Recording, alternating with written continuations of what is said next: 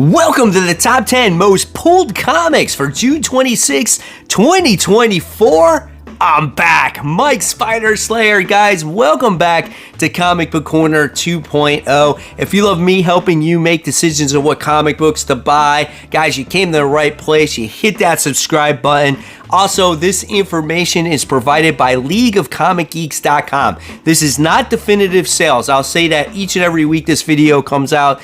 This is what people are putting on their pull list each week. These are the books that people are getting excited about, and I get my data from there. Also, before we get started, if you want to become a member of YouTube or a member of my YouTube channel, Comic Book Corner 2.0, as low as 99 cents, guys, get you early access to my videos. You'll also be able to get special stickers to put on your comments. You'll also get badges to let you know how long you've been a member of Comic Book Corner 2.0, and it does help support the channel, so it's much appreciated.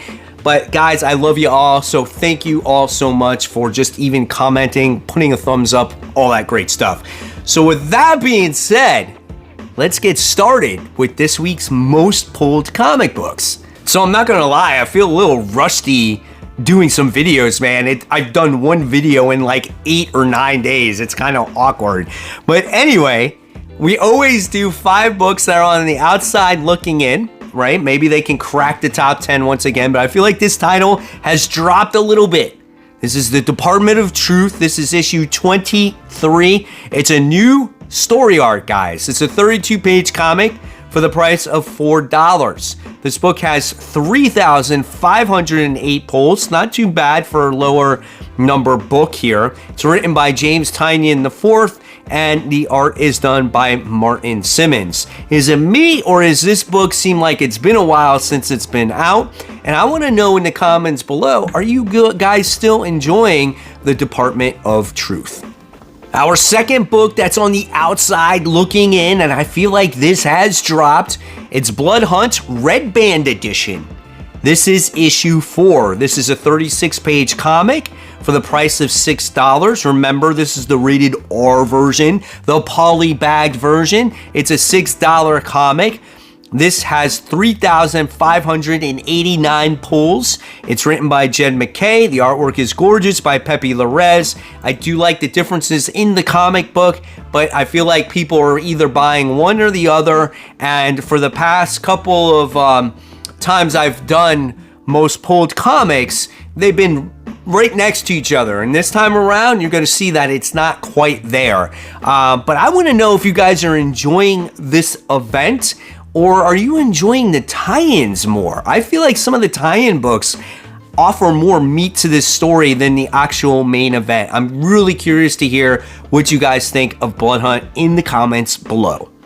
Book number 3 that's on the outside looking in goes to World Tree. This is issue 11. 32 pages for the price of $4. This book has 3,600 pulls, so not much more than the previous 2 books.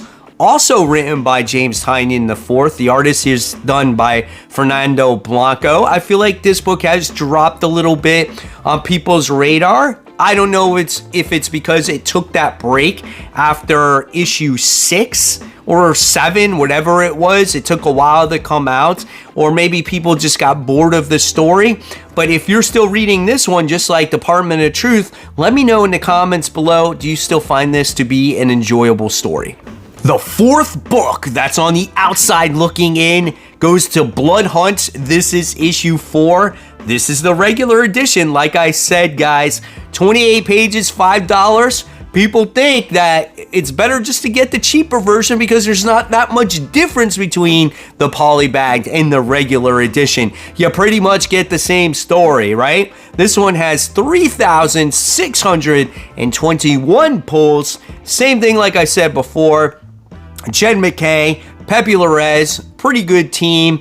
Again, if you didn't catch it before, I want to know what you think of the overall event of Blood Hunt. Do you like Blood Hunt, or do you actually like some of the tie-in books better? And do you feel like if you don't read the tie-in books, the main event story is very bland. So again, I want to hear those thoughts in the comments section below. And finally, the last book on the outside looking in goes to Spectacular Spider-Men. This is issue 4. This is a 28-page comic for the price of $4.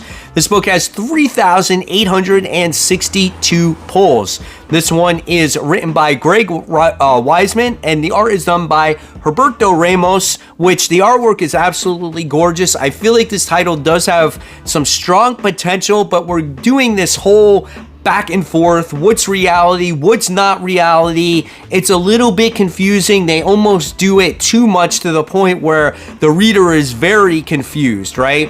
Arcade is the antagonist in this book, and he's with another villain, and it's got my head scratching, and I'm going, I don't understand what's happening in this book, and it's kind of a turnoff. I really want to like this book, but it's not as high up on my list. Is it up on your list? Cracking the top 10 goes to Vengeance of Moon Knight. This is issue 6.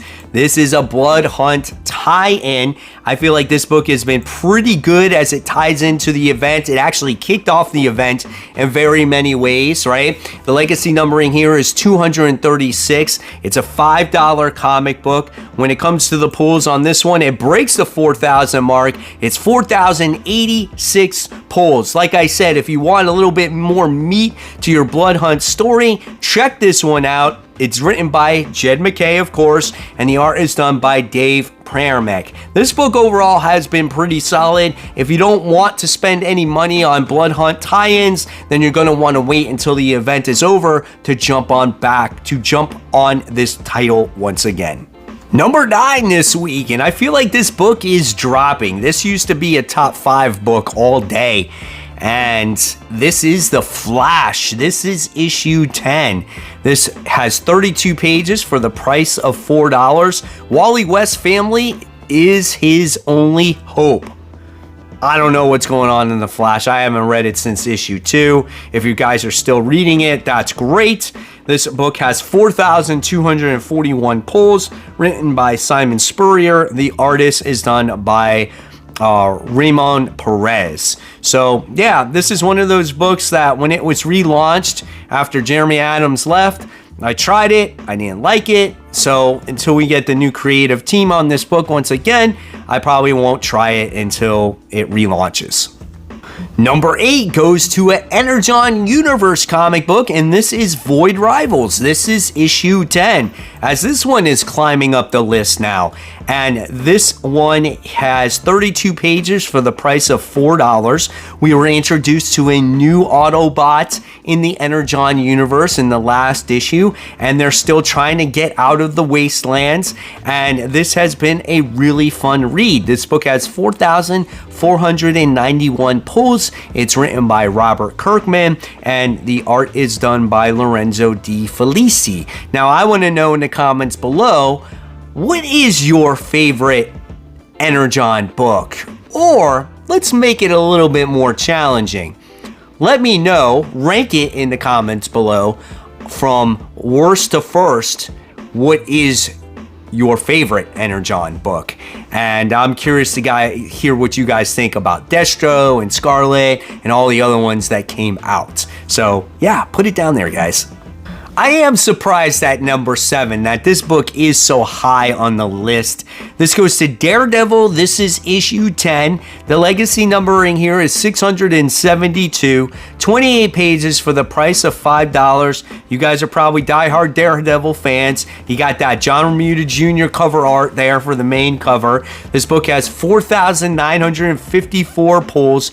It is written by Saladin Ahmed, and the art is done by Juan Cabal. I want to know in the comments below on the people that are reading this, what makes this such a great book for you?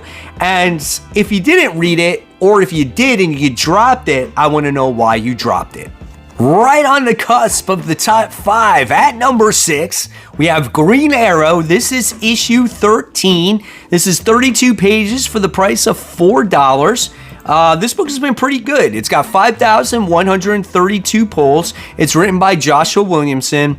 Amanda K. Newplan, it does the artwork for this comic book. And I just want to say that this book is pretty good, and reading the plot for this next story is interesting because this is the countdown to absolute power. And it says, Oliver Queen's become an agent of Amanda Waller. Roy and the rest of the Green Arrow family want to know why Green Arrow would betray his family and friends and choose to work with Amanda Waller and her deadly plans for the heroes and villains of the DC universe. Just at the end of the last issue, the whole family was together playing freaking volleyball on the beach, and they make a freaking 360 or 180 or whatever it is that you want to do, to the point where Roy is not working, or not Roy, but Ollie is not working with them anymore. I'm curious to see that. I want to know how much time has passed from this countdown to absolute power to the last issue. So overall, pretty solid series. Looking forward to it. I think Joshua Williamson is leaving this book very shortly. Here we go, cracking the top 5. It's Ultimate Black Panther issue 5. This book is 28 pages for the price of $5.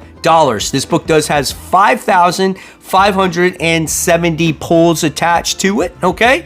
And the cool thing about this book was we wind up getting T'Challa back in Wakanda once again. He's got to reclaim his throne. There's only so many people he can trust, and a few of those people in there, I think one of them is like Killmonger and Storm, and of course his sister, right? And we get to see him return, and that was pretty cool. The artwork is really good here by Carlos Nito. I think that's how you say his name. Brian Hill writes it. Overall, it's a fun book. I like it. I love the Ultimate Universe right now. It's not too daunting. There's not too many titles attached to it, and I feel like you can understand what's going on there. So if you want to check out Ultimate Black Panther, see if you can find the previous issues, because I don't think you would be disappointed. From this point forward, there's no Marvel to be found, so coming in at number 4, we have Something is Killing the Children, issue 38. Title's still going strong. This book is $3.99. The pulls on this one is 5,600. And the writer is James Tynion, and the art is done by Werther Del Andra. This is the third book that James Tynion IV has on this countdown. What's going on with Something is Killing the Children right now is stories that are happening before we read the very first issues of Something is Killing the Children. It's kind of what made the character she is today. And I think that's freaking super cool. And the previous issues kind of have some heart attached to it, right? It seems like Erica Slaughter gives a shit, and I actually like that. I love seeing these stories, and this overall book has been phenomenal for me. Yes, in the beginning there was all this hype because of a TV show, and there was a lot of people specking on it, and there may not be as many people reading it today, but I think it's still a really good read. I want to know in the comments below, why are you still reading Something is Killing the Children? Is it a great book? Do you just overall like the story? Do you like the artwork? Are you a fan of James Tynion? All that stuff, I love to hear it. Top 3, here we go. Superman, issue 15. Fall of the House of Brainiac. This is part 6. A really fun story and self-contained event in the Superman universe. I have a blast with it. This book is 32 pages for the price of $5. This has 7,947 pulls. Written by Joshua Williamson. The man has been a machine. He's been putting out some great quality stuff. He is dropping off a Green Arrow. He is dropping off a Batman and Robin. I think he's just writing too much, and I think he said he's starting to experience a little bit of a burnout. I could totally get it, man. The art is done by Rafa Sandoval, and the art has been really good as well. So if you haven't read The House of Brainiac, whenever the trade comes out for this thing, I definitely say pick this thing up because it's been really good. But you never know, you might be able to go to your LCS and still might find back issues of this. So yeah, I highly recommend it. So coming in at number 2, and this totally makes sense, but I don't know why they released these two comics in the same week. We have Action Comics issue 1066, maybe it has to do with absolute power. But this one is 40 pages, $5. And this is, again, The House of Brainiac, Part 5. So and this one has to deal with the Brainiac Queen as she unleashes cosmic horror throughout the entire universe. And what is Superman and his family going to do to stop this thing, right? I'm definitely looking forward to both these comics, like I said. Great event overall. Very nice that it's self-contained. We'll see what this issue has to offer. This one has 8,841 polls. So yes, it definitely has more than the next part. So we'll see what direction it takes us. And last but not least, our number one most pulled comic goes to another Batman title, and it's Detective Comics issue 1086, holding on strong to that number one spot. It's 40 pages for the price of $5. Can't break the 10,000 mark though, so this is a lighter comic book week. It's not that next level like a Batman or Ultimate Spider-Man, right? This one has 9,202 pulls, written by Ram V. Stefano Raffaelli is the artist here. I think this one is getting ready to come to an end. If I am not right on that, let me know in the comments below.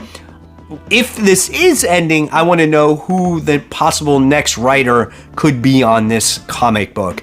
But yeah, it just wasn't my thing. Ram V, I think, is a good writer. I just think he's hit or miss for me.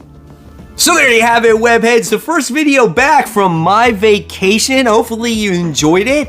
If there are any other comic books that you're looking forward to this particular week that weren't on this countdown, remember this is just a most pulled countdown, let me know in the comments below. And as always, I appreciate you guys watching. I'm going to leave you my comic book haul from last week as me and my son went to a comic book shop that has a bar attached for it. If you haven't checked it out, go ahead and check it out. And of course, guys, support the local comic shops.